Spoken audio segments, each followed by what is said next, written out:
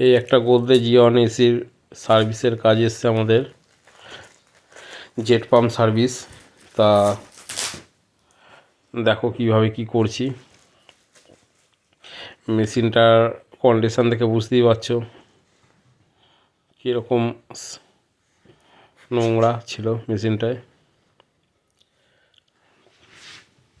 তা আমরা এটা পার্ট বাই পার্ট খুলছি। দেখো ফিল্টারগুলো খুলছি।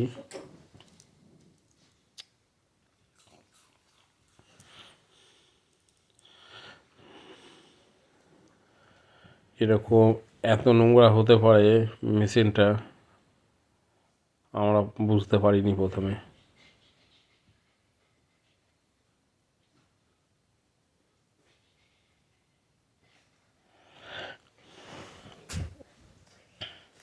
দেখো কয়েল কন্ডিশন, মেশিনের অবস্থা দেখো।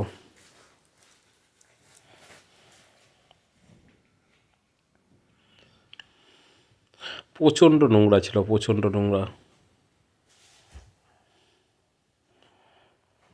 যেমনি ইনডোরে নোংরা ছিল তেমনি আউটডোরে।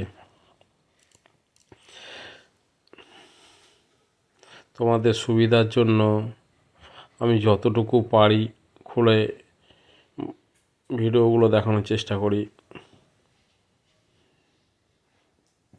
কখনো কোনো কিছু যদি জানার থাকে অবশ্যই কমেন্টে জিজ্ঞাসা করতে পারো। দেখো সেই ফিল্টার খুলছিলাম আর এখনকার ফিল্টার ওয়াশ করার পর।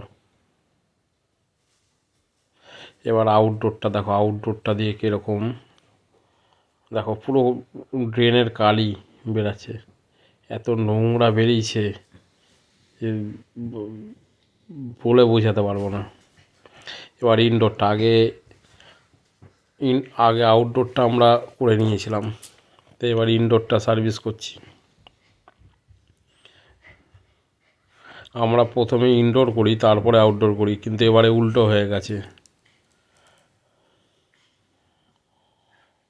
আজকে আউটডোরটাই আগে করে ফেললাম, লাস্টে ইনডোরটা ধরেছি। ইনডোর থেকেও সেরকম সেই লেভেলের নোংরা বেরিয়েছে।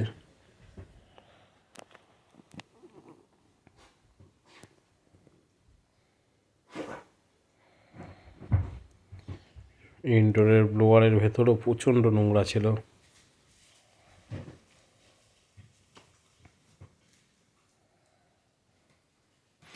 দেখো কীরকম নোংরা বেরিয়েছে।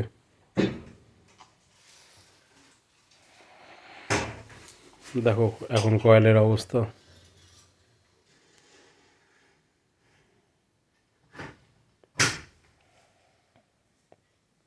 মেশিন আমার একদম পুরোপুরিভাবে একদম সার্ভিস করে একদম বেটার কন্ডিশন করে দিয়েছি।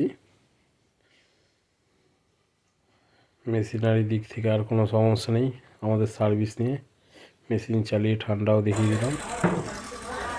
আমার সার্ভিস কমপ্লিট। লাস্টের ফাইনাল একটা পরিষ্কার চলছে। এটা গোদরেজ ইয়ন 1.5 টনের মেশিন ছিল।